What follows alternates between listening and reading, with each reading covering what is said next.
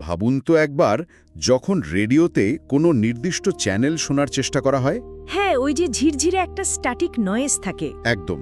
তো ওই নব ঘোরাতে ঘোরাতে একরাশ শব্দের ভিড়ে মানে একটা পরিষ্কার সুরের জন্য মনটা কেমন মরিয়া হয়ে ওঠে।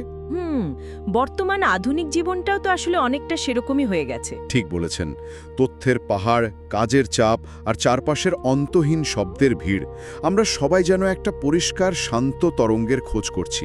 আর সেই খোঁজটাই কিন্তু আজকের এই গভীর বিশ্লেষণের মূল বিষয়। হ্যাঁ, আজ আমরা ঠিক এমন একটা বিষয় নিয়েই কথা বলবো। কিভাবে এই কোলাহল থামিয়ে একটা সুনির্দিষ্ট ফ্রিকোয়েন্সিতে মনকে স্থির করা যায়। আমরা আজ ওম শান্তি দর্শনের একটি অত্যন্ত গভীর দিক নিয়ে আলোচনা করতে যাচ্ছি। ১৯ মে ২০২৬ সালের the remembrance of the infinite father শিরোনামের একটি আধ্যাত্মিক বার্তার গভীরে আজ আমরা প্রবেশ করব। আর এই আলোচনার সবচেয়ে আকর্ষণীয় দিকটা আমার কাছে কি লেগেছে জানেন? কি বলুন তো? এখানে আধ্যাত্মিকতাকে কোনো অতিকায়, দুর্বোধ্য বা পাহাড়ে বসে থাকা সন্ন্যাসীদের বিষয় হিসেবে দেখানো হয়নি। একদমই তাই। অত্যন্ত গভীর কিছু দার্শনিক ধারণাকে দৈনন্দিন জীবনের খুব সাধারণ অভ্যাসের সাথে যুক্ত করা হয়েছে এই নথিতে। নিরাকার সত্তাকে কিভাবে স্মরণ করতে হয়, সময়ের চক্র কিভাবে কাজ করে, আর খুব সাধারণ জীবনযাপন কিভাবে মানসিক প্রশান্তি আনতে পারে। ঠিক। বিশেষ করে আজকের এই তথ্য প্রযুক্তির যুগে, যেখানে অতিরিক্ত তথ্যের ভারে আমাদের মস্তিষ্ক ক্লান্ত, সেখানে জীবনকে সহজ করার একটা দারুণ মনস্তাত্ত্বিক পদ্ধতি পাওয়া যায় এখানে। জীবনকে সহজ করার কথা যখন উঠলই, তখন এই প্রক্রিয়ার একেবারে প্রথম ধাপটা নিয়ে শুরু করা যাক। আচ্ছা। চিন্তার কেন্দ্রবিন্দুকে সহজ করা। ঈশ্বর বা পরম সত্তাকে স্মরণ করার ক্ষেত্রে এখানে একটা খুব অবাক করা দৃষ্টিভঙ্গির কথা বলা হয়েছে। হ্যাঁ, বিশাল একটা আলোর সাগরের বদলে বিন্দুতে ফোকাস করা। ঠিক। সাধারণত ঈশ্বরকে কল্পনায় আনলে চোখের সামনে বিশাল কোনো আলোর স্রোত বা ধরুন অখণ্ড জ্যোতির ছবি ভেসে ওঠে। কিন্তু এখানে খুব স্পষ্টভাবে বলা হচ্ছে যে ঈশ্বরকে বিশাল কোনো প্রবহমান আলো হিসেবে কল্পনা করাটা নাকি সঠিক পদ্ধতি নয়, বরং তাকে একটি অতি সূক্ষ্ম বিন্দু বা পয়েন্ট হিসেবে স্মরণ করা উচিত। হ্যাঁ, আর এখানেই আমার মনে একটা খটকা লেগেছে। বিশাল অসীম একটা কিছুর বদলে ছোট্ট একটা বিন্দুর দিকে ফোকাস করার কথা কেন বলা হচ্ছে? এর পেছনের মনস্তাত্ত্বিক কারণটা দেখলে বিষয়টা খুব পরিষ্কার হয়ে যাবে। বিশাল কোনো অখণ্ড জ্যোতি মনের মধ্যে একটা অসীমত্বের বোধ তৈরি করে ঠিকই, কিন্তু মানুষের মস্তিষ্ক স্বভাবতই নিরাকার বা সীমাহীন বিশাল কোনো কিছুর উপর দীর্ঘক্ষণ মনোযোগ ধরে রাখতে পারে না। মন খুব দ্রুত বিভ্রান্ত হয়ে পড়ে, তাই তো? ঠিক তাই। অন্যদিকে একটি নির্দিষ্ট বিন্দুর ধারণা মনোযোগকে কেন্দ্রীভূত করতে সাহায্য করে। বিশালতা অনেক সময় মনের মধ্যে একটা অবচেতন ভীতি তৈরি করে। হ্যাঁ, একটা দূরত্বের অনুভূতি হয়। মনে হয় উনি এত বিশাল যে ধরাছোঁয়ার বাইরে। একদম। কিন্তু পরম সত্তাকে একটি অতি সূক্ষ্ম বিন্দু হিসেবে ভাবলে সেই ভীতিটা আর থাকে না। মনস্তাত্ত্বিকভাবে তিনি অনেক বেশি আপন মনে হয়। বিষয়টা একটা বাস্তব উপমা দিয়ে ভাবলে বেশ রিলেটেবল মনে হয়। ধরুন, বিশাল বড় কোনো স্টেডিয়ামের ফ্ল্যাড লাইটের দিকে সরাসরি তাকিয়ে আছেন। চোখ ধাঁধিয়ে যাবে, কিছুই স্পষ্টভাবে দেখা যাবে না। ঠিক। কিন্তু সেই আলোটাই যখন একটা নির্দিষ্ট সূক্ষ্ম লেজার পয়েন্টার থেকে বের হয়ে কোথাও পড়ে, তখন সেটাকে ট্র্যাক করা বা ফোকাস করা অনেক সহজ হয়। চমৎকার উপমা। আর এই ফোকাস করার পদ্ধতিটা কিন্তু খুবই সাধারণ। কিন্তু এখানে আরেকটা প্রশ্ন আসে। আধ্যাত্মিক ধ্যানে তো অনেক কঠিন মন্ত্র থাকে, যেমন এই নথিতে মন্মনাভব শব্দটির কথা বলা হয়েছে। হ্যাঁ, এর মানে কি? আর এই বিন্দুতে ফোকাস করার সাথে এর সম্পর্কটাই বাকি। মন্মনাভব একটি সংস্কৃত শব্দ, যার আক্ষরিক অর্থ হল তোমার মনকে আমার প্রতি নিবদ্ধ করো। কিন্তু এখানে সবচেয়ে চমকপ্রদ দিকটা হল কি? ঈশ্বরকে স্মরণ করার জন্য এই ধরনের কঠিন সংস্কৃত মন্ত্র জপ করার কোনো প্রয়োজনই নেই বলে দাবি করা হয়েছে। তাই নাকি? কোনো মন্ত্র লাগবে না? না, কোনো কাগজ পেন্সিল নিয়ে বসার দরকার নেই, জটিল শাস্ত্রীয় জ্ঞান আবশ্যিক নয়। প্রক্রিয়াটিকে এতটাই সহজ বলা হয়েছে যে ছোট শিশু বা বয়স্করাও খুব সহজে স্মরণ করতে পারে। ও আচ্ছা, ঈশ্বরকে পিতা হিসেবে ভাবার যে আবেগ, তার জন্য ব্যাকরণ জানার দরকার নেই? একদম।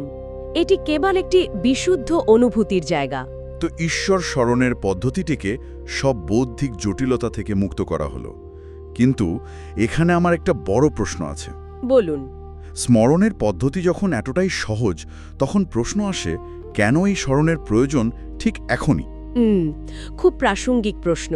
আর এর উত্তর খুঁজতে গিয়ে যে তত্ত্বটা সামনে আসে সেটা রীতিমতো চিন্তায় ফেলার মতো। এখানে ইতিহাস আর সময়ের একটা চক্রাকার ধারণার কথা বলা হয়েছে। হ্যাঁ, সময়ের এই ধারণাটা সত্যি খুব আলাদা। আমরা সাধারণত সময়কে একটা সরল রেখা হিসেবে ভাবি, মানে অতীত থেকে বর্তমান হয়ে ভবিষ্যতের দিকে যাচ্ছে। লিনিয়ার বা রৈখিক ধারণা আর কি। হ্যাঁ, ঠিক। কিন্তু এই ওম শান্তি দর্শনে বলা হচ্ছে সৃষ্টির এই চক্রটি শাস্ত্রের বর্ণনা অনুযায়ী লক্ষ লক্ষ বছরের নয়, বরং এটি মাত্র ৫,০০০ বছরের একটি সুনির্দিষ্ট চক্র। হ্যাঁ, কেন ৫,০০০ বছর? আর এই চক্রাকার সময়ের ধারণা মানুষের সাইকোলজিতে ঠিক কি প্রভাব ফেলে? এই ৫,০০০ বছরের চক্রের ব্যাপারটা বুঝতে হলে সঙ্গম যুগ বা কনফ্লুয়েন্স এজ এর ধারণাটি গভীরভাবে বুঝতে হবে। কনফ্লুয়েন্স এজ সেটা কি? তত্ত্বে বলা হচ্ছে যে একসময়ের নতুন ভারত, যেখানে পবিত্র এবং স্বর্গীয় রাজ্য ছিল, তার সময়ের সাথে সাথে তার পবিত্রতা হারিয়ে ফেলেছে। মানে এখনকার এই পুরনো আর কলুষিত দুনিয়ায় পরিণত হয়েছে। একদম। এই যে পুরনো দুনিয়ার শেষ পর্যায়ে আর নতুন দুনিয়ার শুরু, এই দুয়ের মাঝখানের যে সন্ধিক্ষণ, তাকেই বলা হচ্ছে সঙ্গম যুগ। আচ্ছা, মানে একটা ট্রানজিশন পিরিয়ড। হ্যাঁ, আর লিনিয়ার সময়ের ধারণায় মানুষ সবসময় ভবিষ্যতের অজানা আশঙ্কা নিয়ে বাঁচে। এরপর কি হবে, পৃথিবী কি ধ্বংস হয়ে যাবে, এসব ভেবে। কিন্তু চক্রাকার সময়ের ধারণাটা তাহলে মানুষকে একটা স্বস্তি দিচ্ছে। ঠিক তাই। এটি বোঝায় যে সবকিছুই একটি পূর্ব নির্ধারিত ড্রামা বা নাটকের অংশ। যা এখন ঘটছে তা আগেও ঘটেছে, ভবিষ্যতেও ঘটবে। একটু থামাবো আপনাকে, এখানেই আমার ভীষণ খটকা লাগছে। কেন? ধরুন, যদি গোটা পৃথিবীর ইতিহাস একটা বিশাল থিয়েটার নাটকের মতো বারবার মঞ্চস্থ হতেই থাকে, তবে ঈশ্বরের ভূমিকা কি? ঈশ্বর বা পরমাত্মা নিজেও কি এই পূর্ব নির্ধারিত ড্রামা প্ল্যানের নিয়মে আবদ্ধ? এটা খুবই স্বাভাবিক একটা প্রশ্ন। কারণ মানুষ তো মনে করে ভগবান সর্বশক্তিমান, তিনি চাইলেই জাদুদণ্ড ভরিয়ে নিমেষে পৃথিবীর সব দুঃখ কষ্ট দূর করে দিতে পারেন। হ্যাঁ, কিন্তু এই দর্শন সর্বশক্তিমান ঈশ্বরের এই ধারণাকেই একটু অন্যভাবে ব্যাখ্যা করে। যদি ঈশ্বর নিয়মের কাছেই বাঁধা থাকেন, তবে তিনি সর্বশক্তিমান হলেন কিভাবে? এই দর্শনে ঈশ্বরকে কোনো জাদুকর হিসেবে দেখানো হয়নি, যিনি হুট করে এসে সব নিয়ম ভেঙে দেবেন। আচ্ছা, বলা হচ্ছে ঈশ্বর হলেন এই সৃষ্টির সর্বোচ্চ পরিচালক, কিন্তু তিনিও এই চক্রাকার নাটকের নিয়মের প্রতি শ্রদ্ধাশীল। তার মানে তিনি নিজের তৈরি করা সৃষ্টির নিয়ম নিজেই প্রতিদিন ভাঙবেন না? একদম না। তিনি চক্রের নিয়ম মেনেই ঠিক তখনই আসেন যখন আত্মারা সবচেয়ে বেশি পতিত অবস্থায় পৌঁছায়, অর্থাৎ ওই সঙ্গম যুগে। মানে যখন সবচেয়ে বেশি সাহায্য দরকার। ঠিক, তিনি এসে আত্মাদের জ্ঞান দেন, পবিত্র হওয়ার পথ দেখান। কিন্তু তিনি কারো হয়ে তাদের কর্মফল ভোগ করেন না বা জাদুদণ্ড ঘুরিয়ে রাতারাতি কাউকে বদলে দেন না। ও, বুঝতে পেরেছি। এই দর্শনটি আসলে অন্ধবিশ্বাসের বদলে ব্যক্তিগত দায়িত্ববোধ শেখাচ্ছে। একদম সঠিক ধরেছেন। বেশ ইন্টারেস্টিং। ঈশ্বর শুধু পথ দেখাচ্ছেন, পরিবর্তনটা আত্মাকেই করতে হচ্ছে। হ্যাঁ, কিন্তু যদি সবকিছুই একটা ৫,০০০ বছরের নাটক হয় আর আমরা সবাই যদি কেবল সেই নাটকের অভিনেতা হই, তাহলে এই নাটকে টিকে থাকতে হলে তো আত্মপরিচয় বা আইডেন্টিটি শিফটের একটা বিশাল পরিবর্তন দরকার। আমরা তো সারাক্ষণ আমাদের জাগতিক পরিচয় নিয়ে বেঁচে আছি। ঠিক। এই জায়গাটিতেই এই দর্শনের মূল ভিত্তি লুকিয়ে আছে।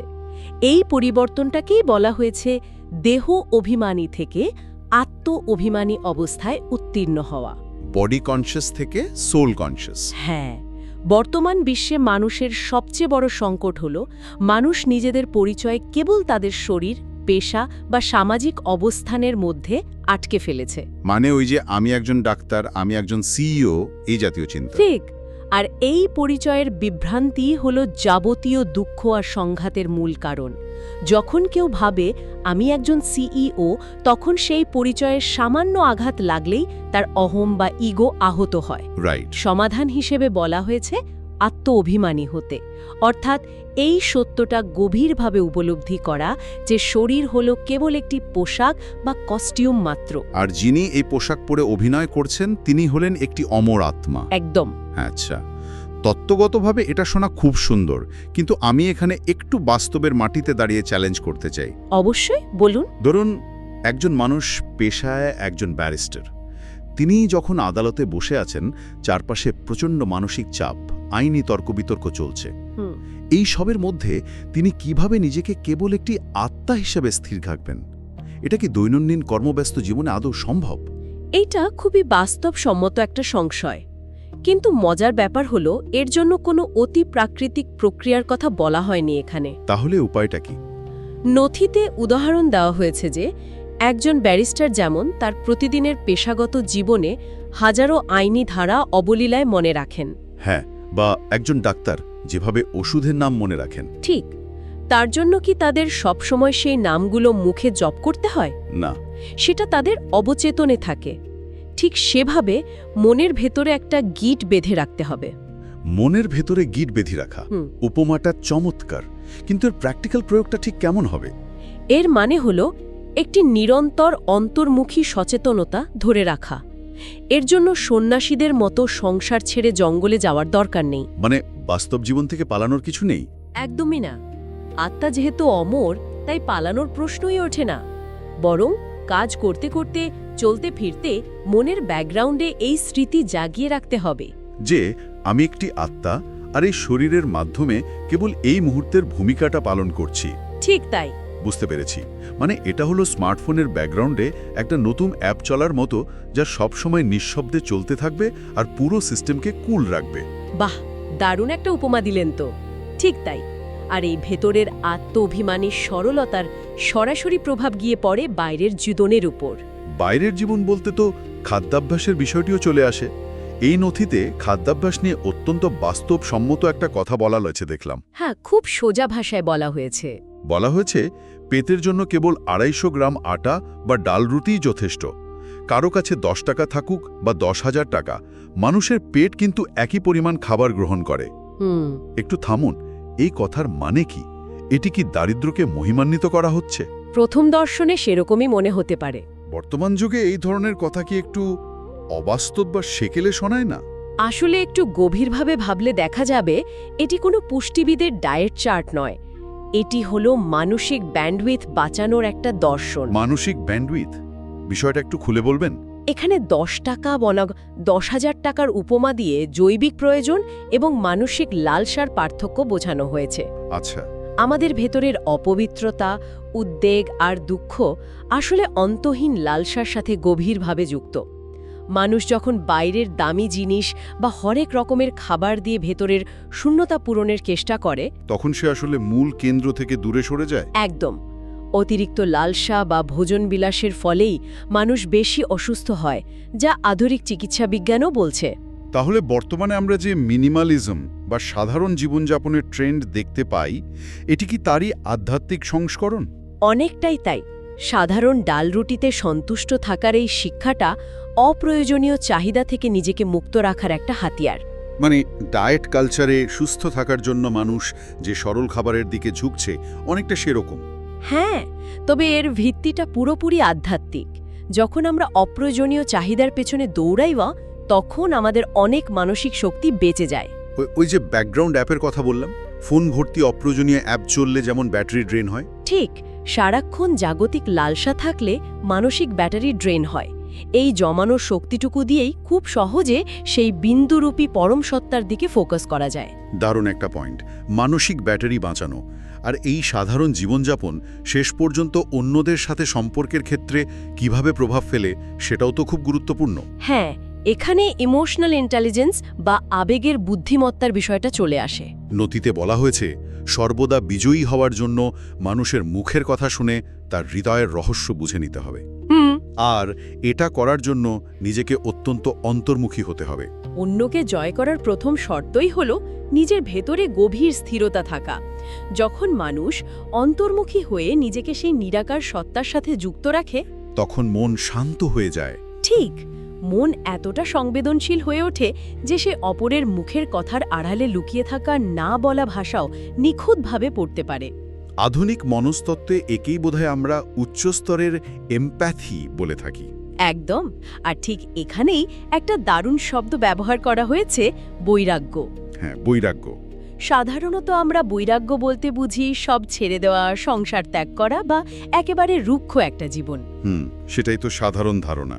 কিন্তু এখানে বৈরাগ্যকে বর্ণনা করার জন্য একটা অসাধারণ উপমা দেওয়া হয়েছে, বলা হয়েছে বৈরাগ্য হল এমন একটি যোগ্য ধরনী বা উর্বর মাটি যেখানে যা কিছুই বোনা হোক না কেন তা ফলপ্রসূ হবেই।